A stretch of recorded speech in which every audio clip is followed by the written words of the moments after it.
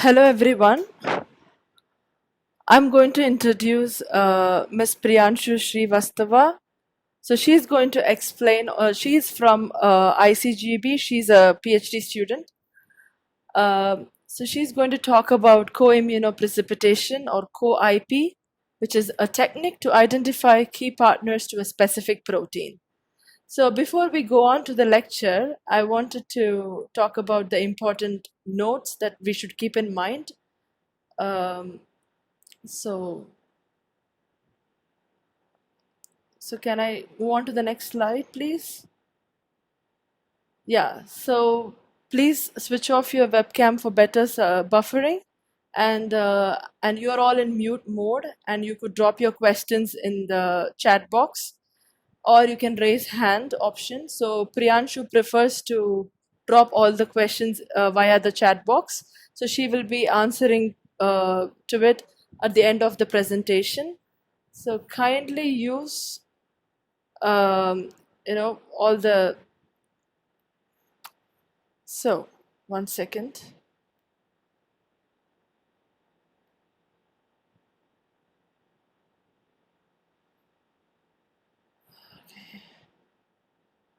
So the recorder is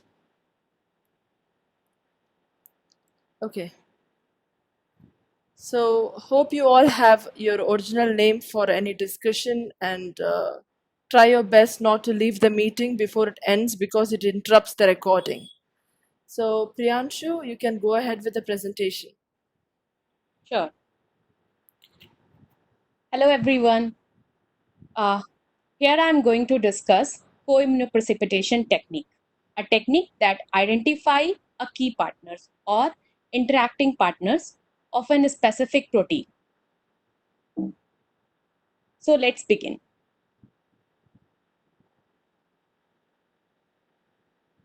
So there's a two technique. One is immunoprecipitation technique, another one is co-immunoprecipitation technique.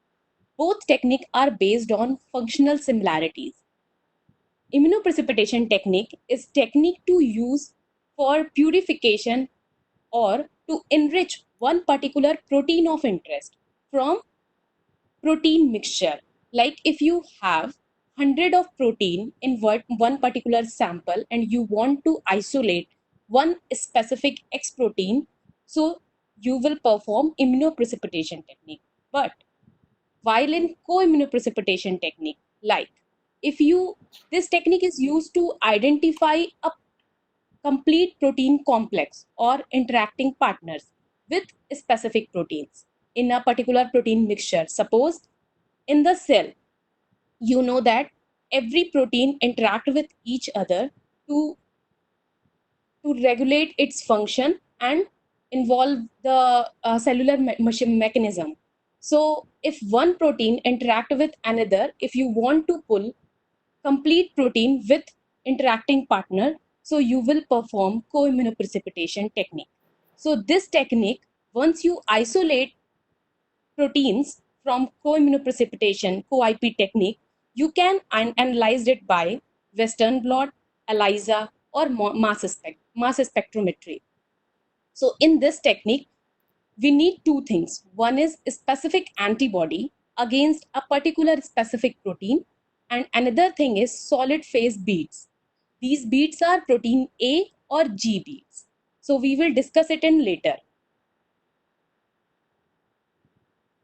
So here, one systematic diagram for co-immunoprecipitation assay. As you all know that in the cell, different types of proteins are present. Suppose here XY proteins interact with each other and you want to pull out these XY protein in one particular elute. So what you can do is you incubate cell lysate with antibodies specific to X protein. So here the X protein is known as bait protein. This is the terminology for co-IP technique. So X protein is known as bait protein, and the unknown protein which interact with X protein is known as prey protein. So both proteins are eluted using one single antibody, and you can analyze it by Western blot and mass spectrometry analysis. Priyanshu, Yeah, can you give a brief explanation on what is Western blotting and mass spec? And definitely. yeah, I'm giving in later. okay. So before going to discuss it in detail, there are several different points, several different steps of this co-IP technique. One is preparation of protein sample. How can you prepare our protein lysate? Second one is formation of bait-prey antibody beads complex. And then how can you remove unbound protein from the solution? And then illusion of that particular interacting partners with antibody. So we will go step by step. First, we understand the preparation of protein samples. So here, when you wash tissue and cells with PBS, first you wash tissue and cells with PBS and then add co-IP lysis buffer. So lysis buffer is important in the protein sample preparation. When cell is lysed in non-denaturing condition, it retains the protein in their native complex. So suppose protein in so it retains the protein in native complex. The choice of buffer should be mild, as they should not interfere with protein interactions, because we need the native conformation of protein protein interaction. So once we lyse the cells with co-IP lysis buffer, we get the cells out from the solution. Then we centrifuge it. What we will get? The debris, cell debris in the pallet and the solution. Solution contains mixture of proteins. Further, we use this supernatant protein samples and incubate with a specific antibody. So this antibody is specific with one particular protein, and this incubation is dependent on antibody affinity with a specific protein. Suppose one protein, one antibody have higher affinity with its antigen. So incubation time of antibody and protein samples is less, because in that case, it very less time it interact, it bound with antibody. But suppose one particular antibody have very higher, lower affinity with antigen. So you need to increase the incubation. This is all optimization phase.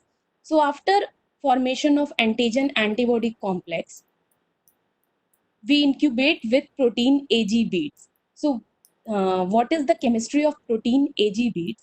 This is the beads that bind to this region of the protein antibody complex. So protein AG beads have high affinity to bind to FC region of antibody.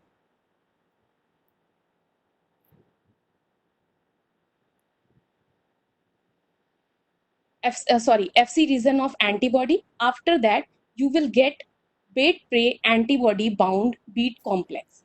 So once you get this complex, you need to wash out all these unbounded protein.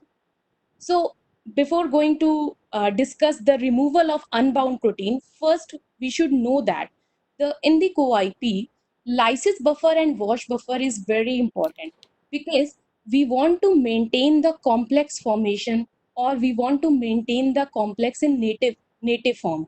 So lysis buffer and wash buffer is uh, very mild, so that it does not break the bonds between does not break the bond of interactions. So next, we incubate this complex with co-IP wash buffer. So what co-IP wash buffer does, it remove all unbounded proteins, and you will get the complex of antibody antigen coupled with beads. But here you can see there are some other proteins that non-specifically bind to antibody. So these proteins causes hindrance, or these causes negative result in mass spectrometry. So what you can do is you increase the wash buffer timing, or you increase the steps of wash buffer, so that you remove all non-specific proteins that binds to antibody or beads. So after that, you will get antibody plus antigen and coupled with beads. After that, when you get these bait-prey antibody complex, next step is elution. So in elution, we are using different elution buffer on the basis of what we are going to do with these samples. So suppose if you are using for mass spectrometry, so elution buffer is mild. Primary amines are important because these amines disrupt the non-covalent bond between antigen antibody complex. Then you will get the elutes in single format, and then you can use it for mass spectrometry. But if you want to check these elutes in Western, so you can use SDS, denaturing reagents. So these denaturing reagents, and use it on Western, so that you will get antibody and X protein, bait protein, or prey protein on the Western blot itself. So till here, we understand the co-IP technique. But if you want to proceed it for mass spectrometry, so you need to process it for mass spectrometric sample. So how anyone can prepare the mass spectrometric sample? So first, when you elute all proteins in the solution, first you treat with dithiotretanol. So this dithiotretanol is an reducing agent which is used to reduce the disulfide bonds of these proteins. And this DTT prevent intermolecular and intramolecular disulfide bond formation. This is because we need it in the linear formation, right? Because we want it in the digested format. So when you treat it with the DTT, the proteins, the bond between the disulfide bonds between the proteins get disrupted, and after that you treat it with idoacetamide. So what is the role of idoacetamide? So this idoacetamide is an alkylating agent. So this is mainly used for peptide mapping purpose, and it binds to thiol group of cysteine residue, so that protein cannot form disulfide bond again. So after the sulfhydryl alkylation, we need the trypsin digestion. So trypsin digestion, we generally use trypsin digestion overnight at 37 degrees Celsius, so that every protein digested and converted in peptides. So here is one important note for trypsin and protein concentration. When you are using starting protein concentration around 50 to 200 mg of proteins, then you use 1 mg of trypsin. This is the ratio, 1:50 or 1:20. So after, when you get the trypsin digested peptides, you need to desalt it and concentrate it. So for desalting and concentrating, we use C18 reverse phase column.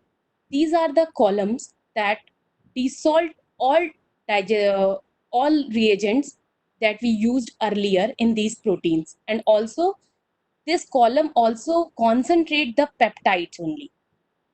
Okay, after that we process it through mass spectrometry, and we get the data. And as you all know that these data are generally further analyzed and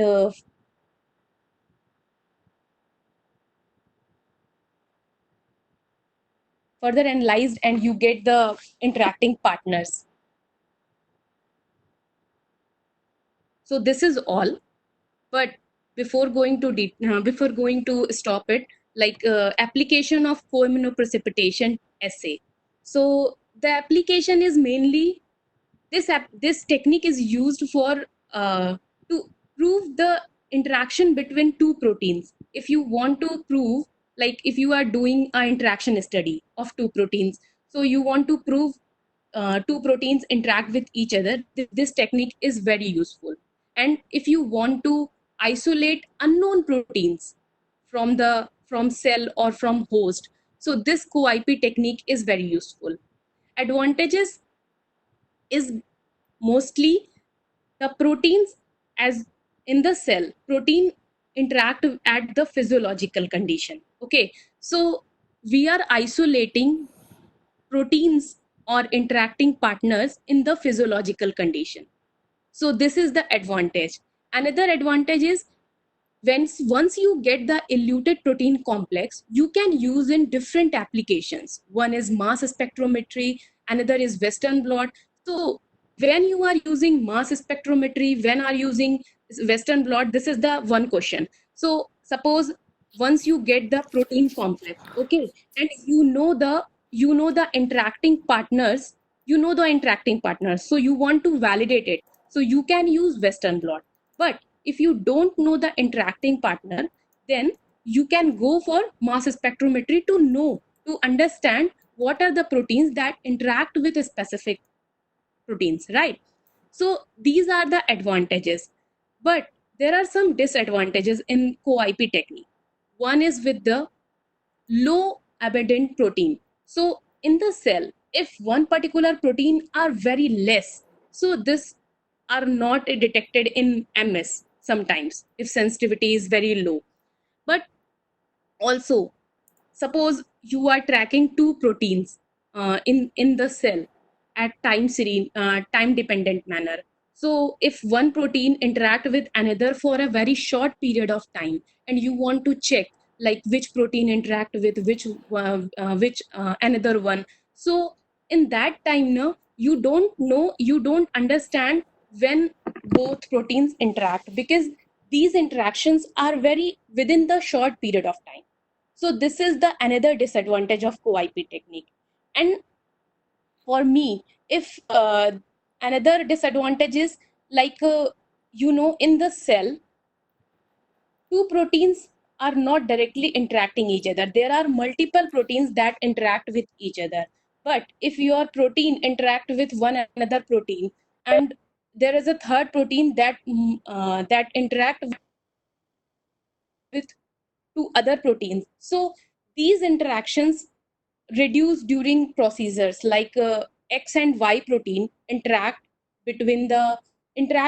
each other, but there might be a presence of third protein like Z protein.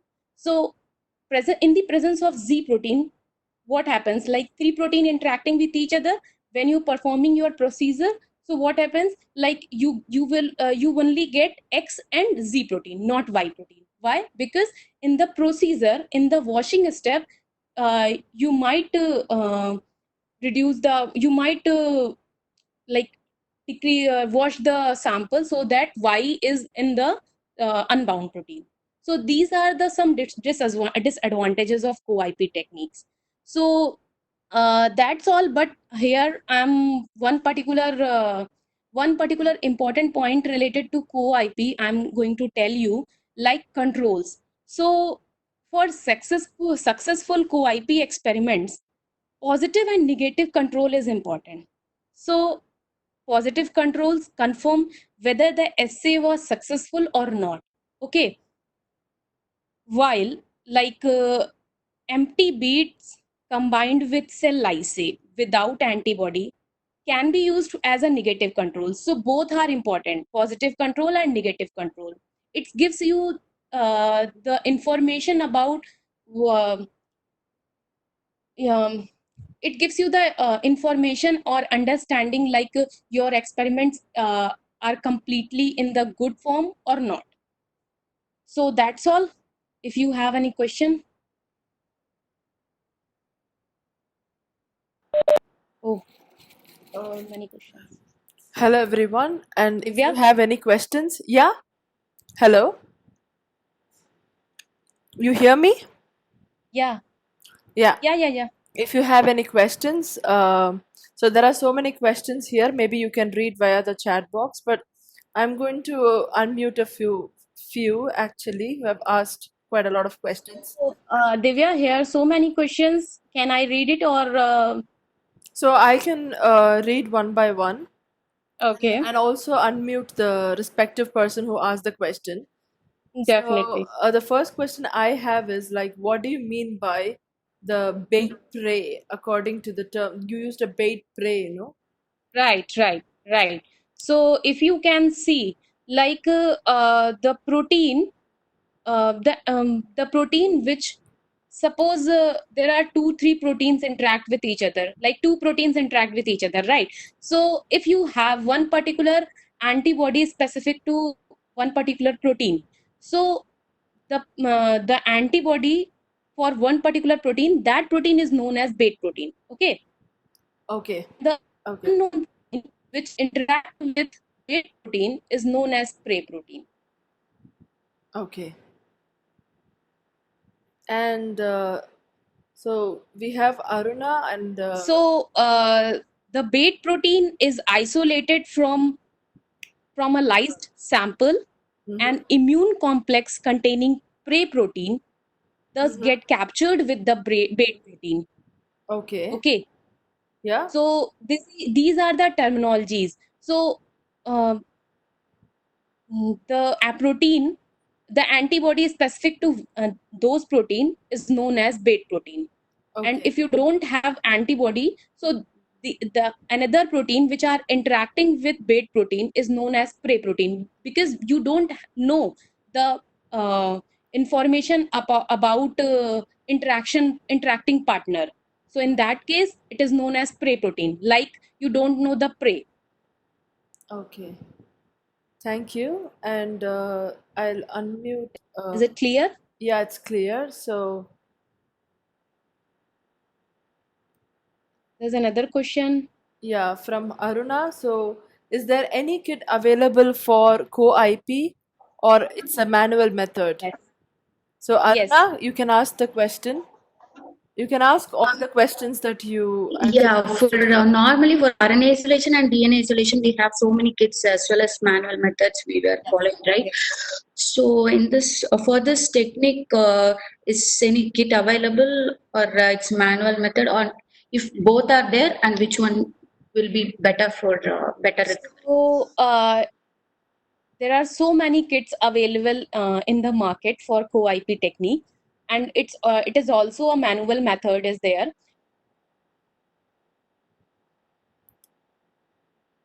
Can you suggest a few, please?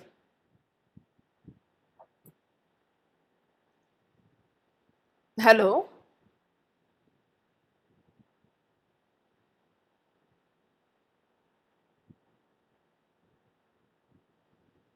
Hello?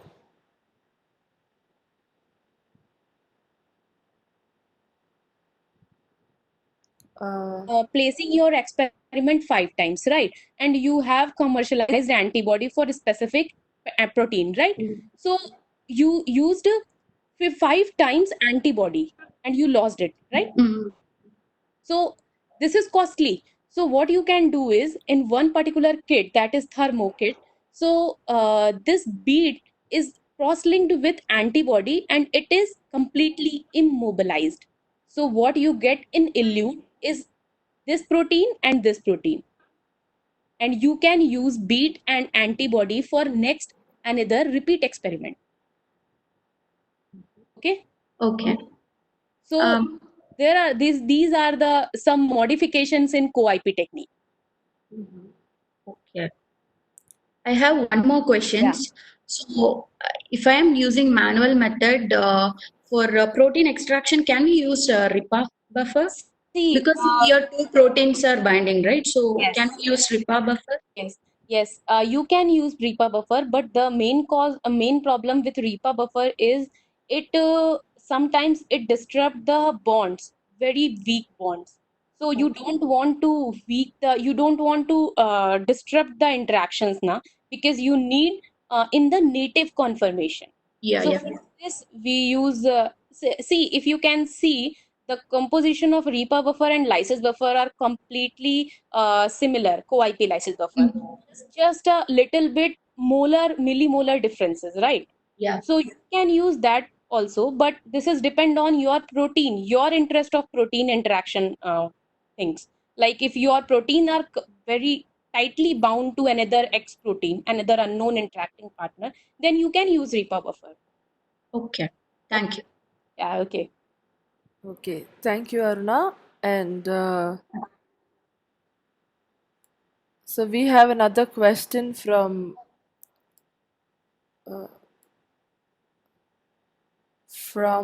Godwin. So he asks, "What do you exactly mean by mild?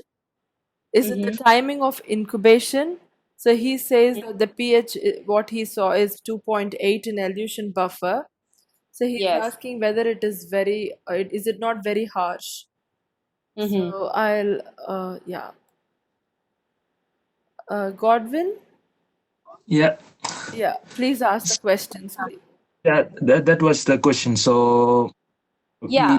like in many times, we have to be mild. So when you say mild, whether it is the timing of incubation or the timing No, of no. antibodies. With respect to with respect to lysis buffer and washing buffer, I'm using the mild condition. Okay, because right Okay. now the proteins are in the interacted form. Okay, are in the native form. So you don't want to break the bond between two proteins. Okay, so for this condition we use the mild condition. Like you, this is completely with respect to lysis and wash buffer.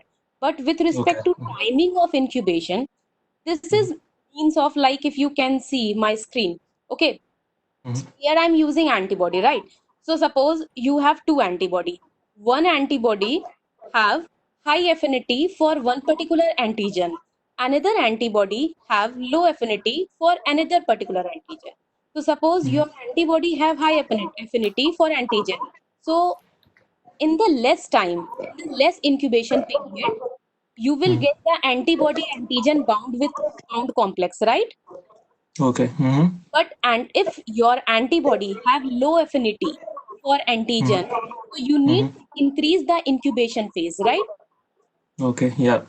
So these are completely optimization. These are completely Okay. optimization steps so that you can get the rich form of antigen antibody complex.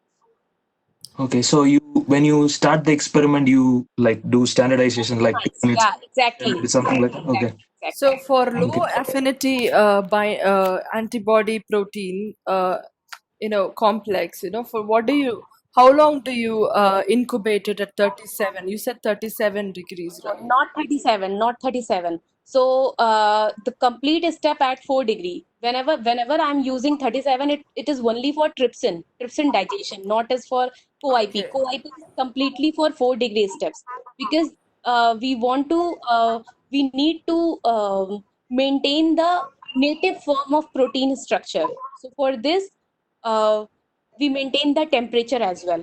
So Okay. again, the antibody affinity gives you the information like what is the incubation period. Generally, we are using for per se 4 to 5 hour incubation time for antigen antibody complex formation. 4 to 5 hours.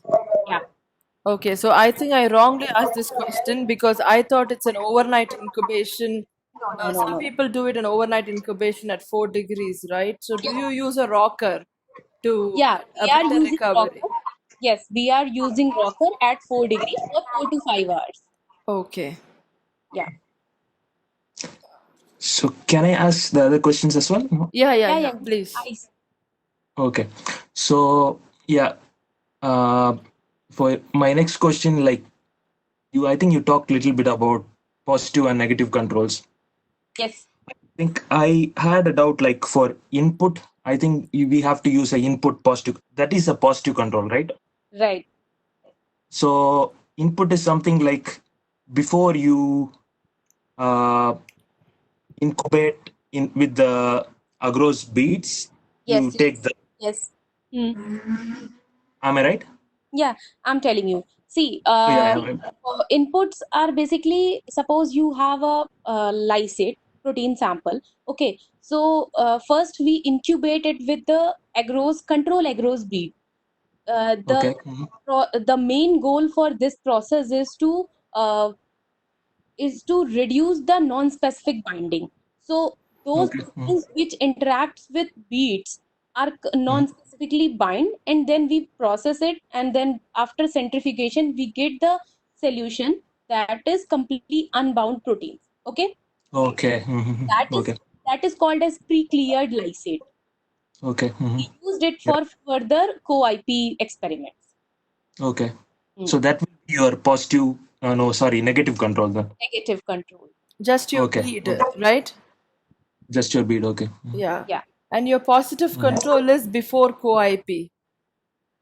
Yes, input samples. And Input also, sample. and also if you have any, like suppose you have one positive interacting partners, you can use in the parallel experiment, so that you can, if you can get two different proteins interact with each other positive, like suppose P53 interact with MDM, you know that. So once you get the P53 and MDM in parallelly, so you can say that your experiment is okay, right? Yeah. These are Okay. all positive control, but sometimes if it is not available, your input samples is positive control as well. Okay. Yeah. So yeah.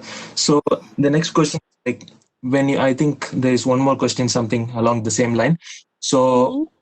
like you can identify two protein interacting together Yes. in this technique. So in case if you have like it's like a protein complex with like three other proteins or four other proteins interacting to the same protein, how would you do that? Do you have a Valid. technique No. like So in no? that case, you can do two, three things. Like suppose I'm taking one example. Suppose A, B, C, D, four different proteins interact with each other, right? Mm-hmm. So No, first time, with each other. Probably my question is like to the same protein, there are like four proteins like interacting with the same protein. Do you get me? So you have yeah, a yeah, primary protein A, and there are like Exactly. Yeah. interacting with many other partners. Exactly. Yeah. so Yeah. Yeah. I'm telling you one point. Like suppose A protein interacting with B, C, and D, right? Mm-hmm. Mm-hmm. So you were telling like what is your question? Sorry. So you have a protein of interest like A. Okay. Uh, So there is like B, C, D, E, like five other proteins or something like that. So hmm. all these proteins are interacting with this protein, Mm-hmm. like A protein. Mm-hmm. So how technique would you use to like see all these interaction? So you can see in that case, you can do 1, 2, 3 experiments. Like first you do the co-IP experiment to check that what are the interacting partners. Like if you can get Okay. B, C proteins are present in the interacting as an interacting partner.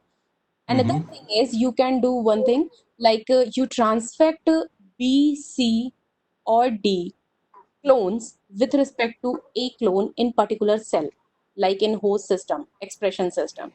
So in that case, what happens? Like in the expression system, in the expression cell, A protein are in the higher amount, B, C, D.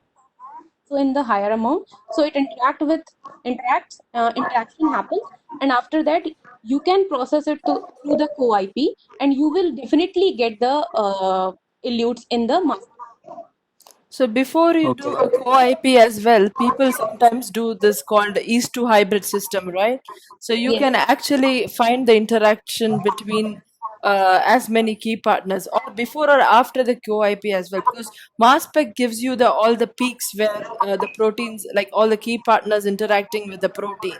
So Hmm. you can also double check it with East to hybrid systems whether they are Mm-hmm. interacting with each other or not. So it gives you like a Yeah. matrix of proteins, interacting uh, Mhm. with the respective, say, P53 interacting with uh, MDM. MDM1 or something else. Yeah. Okay. Yeah. That's it. Yeah.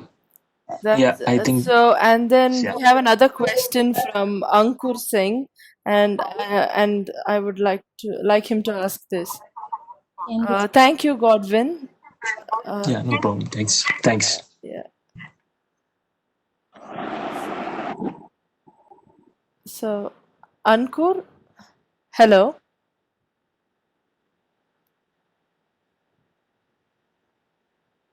Hello, Ankur. Yes, hello, can you hear me? Ah, Hello. yes, I could hear you. Yeah, please ask the Yeah. question. My question is more or less similar to what Godwin has asked earlier. Like when there is a protein or an enzyme working nicely, and there is a substrate also, and there is an inhibitor also. So can we do that co-IP test for the activity of enzyme to see how much it binds to the substrate and inhibitor at the same time in the same fraction as well? No, you cannot do activity test because when you are performing the co-IP experiment at the Yeah. elution step, you lose your substrate and inhibitor interactions, right? Okay.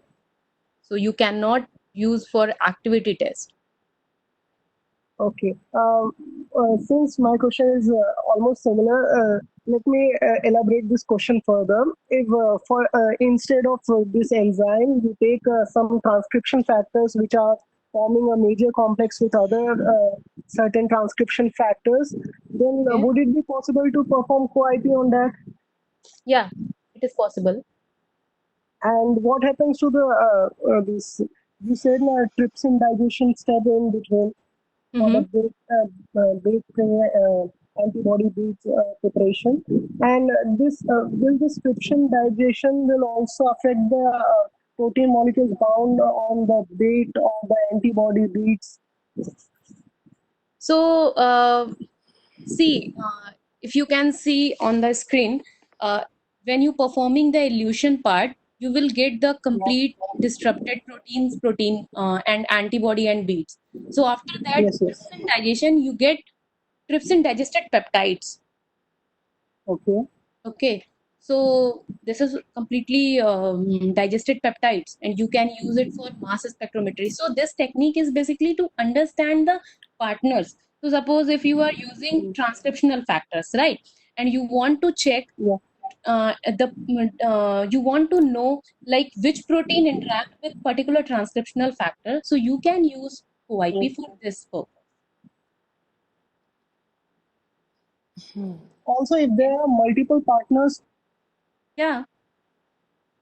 So in that case, you can use same way like you transfect it with the clone in an expression system and isolate and then perform the co-IP experiment so that you will get the higher amount of protein and higher interactions happen and then you can get higher reads in MS mass spectrometry. Okay. Yeah, do you have any other question, Ankur? Hello? Okay, so yeah. So there is another question by Ankit. So which denaturing buffer can be used in the elution step? Okay. So So this can I? Ankit, you can ask the question. Yeah, my question is, can you hear me? Yeah. Yeah, the question is same that like what kind of denaturing buffer can I use for that elution step in the So you can co-immunoprecipitation? directly use like if you when you perform it for Western blot like your elution elutes, so you can directly use SDS buffer, SDS loading die or SDS buffer to elute your for elution purpose. And but if you want to process it for mass spectrometric level, so you can use elution buffer which contains primary amines. So this is important because in that case you need to break these bonds between antigen and antibody complex, right? Yeah. So for that we have to optimize the concentration, right? Right, yes, yes. Oh, all right, all right. Optimize the not concentration, basically optimizing the protein and buffer volume. Yeah, I Because mean, if your volume is very high, so concentration is concentration goes down. yeah. Hmm. Okay. Thank you, Ankit. So,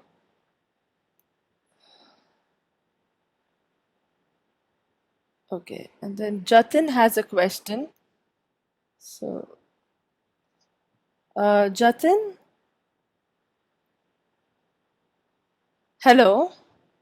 Yeah. Am I Yeah, audible? yeah, you are audible. Yeah, please ask the question. Thanks. Thank you, Pranshu, for the talk. I just wanted to know about the importance of replicates. Do you think we should take like how many replicates do you suggest, or we should do it once or in triplicates, or how will it? So, in co-IP experiments, we need triplicate at least, because when we are performing the experiment, so what happens, like sometimes you will get non-specific proteins. So if you are using one particular set of experiment, you will get different type of proteins, and after that, you don't know the protein are directly interact with your bait protein, or this protein it interact with beads or antibody. So for this we need at least triplicates. So those peptides which are coming in three different sets, then you will confirm it like these are the interacting partners of one particular bait protein. Hmm. So this is only the biological replicates, or what to say? Do you also have the technical replicates? No, both biological replicates versus both technical replicates. Okay. Yes. Any other question, Jatin? Yeah. One more. So like Yeah. most of the people, like the previous who have students who have asked the question, they asked about what if uh, there is a bait protein and lot of other proteins like 2, 3, 4, or maybe 10 proteins interacts with them. Can we use CoIP for that? But if I remember correctly, you have shown us that we go for mass spec after the CoIP experiment. So do you think we will get all the interacting partner at once if we go for mass spec? Like 10 proteins are interacting with your protein of interest, and if you Yes. are doing co-IP and you are going for mass spec, will we get all the 10 proteins at once in the results? Yes, we can get, but sometimes what happen, like one protein are very very mild, less bound with weight protein. So what happens during washing, it goes in unbound proteins, in discard. So in that Okay. case we need to increase the concentration of that interacting proteins as well. But we can get.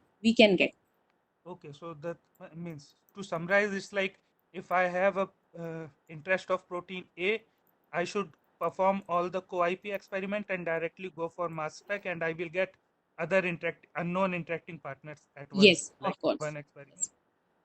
Yeah. Yes, Okay, and then I can perform Western blot to see. to see the validation, for validation purpose, to check that these interaction partners are present in the elute. Okay. Okay. Thank you. Thank you. And Priyanshu, can Yes. you talk in brief about how do you do the data analysis in mass spec? So this is not my part, but I can tell you. Just a brief thing, like how do you at least interpret the peaks? Yeah, yeah. See, once you get the peaks, like once you get the coverage of peptides, you can see the peptides, and then like once you get the peptides, you can see on the server. So check that what are the proteins that interacts with that are present in elute, and then you analyzed on pathway analysis, like what are these proteins present in elute, and what are the pathways in which these proteins are present. So these are the further and data analysis data analysis per se. Okay. So is it good to do, like, say, I was telling about the East hybrid system where you can look into the interactions of one-to-one, interactions with the primary protein and an interacting protein and all. So Yes. doing that before IP would be worth, or mass spec, co-IP come mass spec itself is highly sensitive, so you can like directly like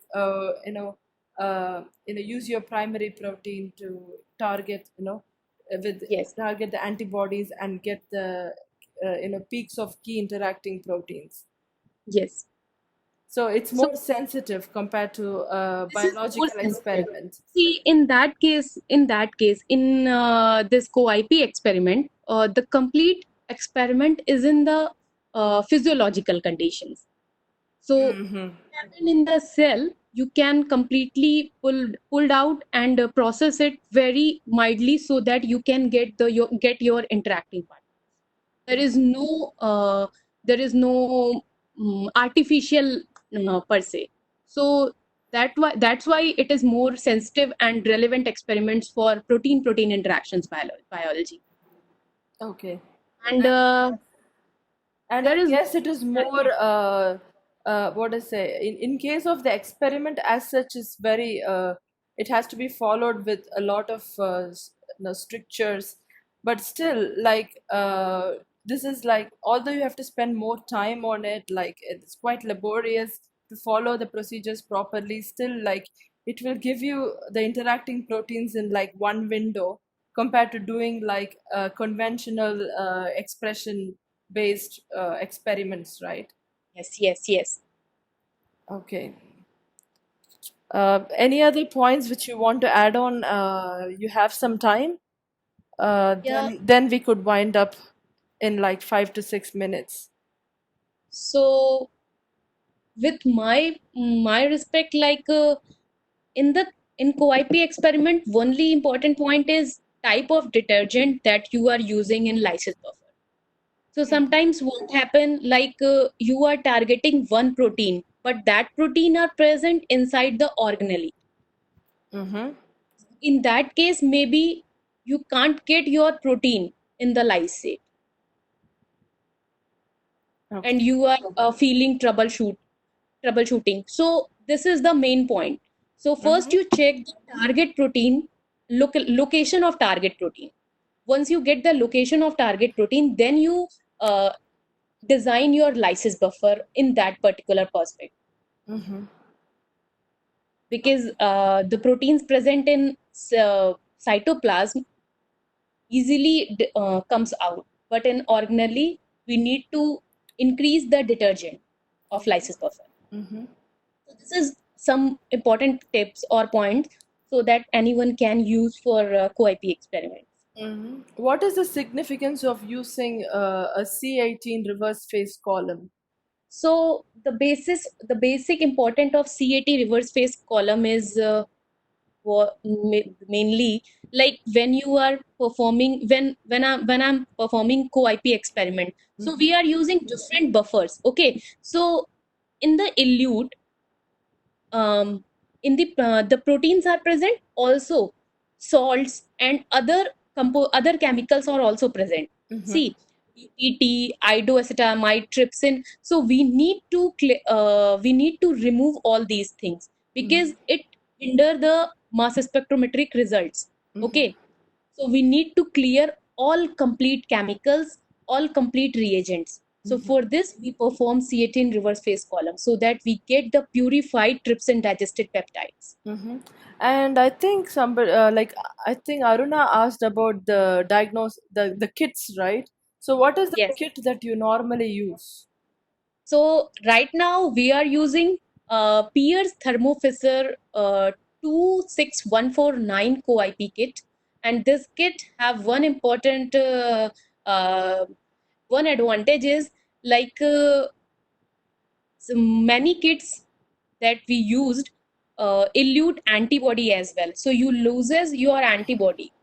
So Mm-hmm. if low amount of antibody, you can lose it in within like 5 to 6 replicates.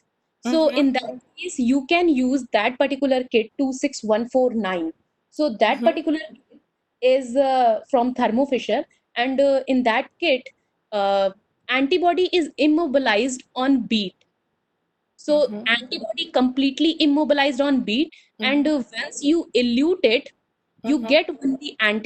you get only proteins, not antibody and beads. It Okay. comes in the pellet. So you can use these beads and antibody in another round of replicate. So Mhm. this is the advantage of this kit. So you can keep reusing that.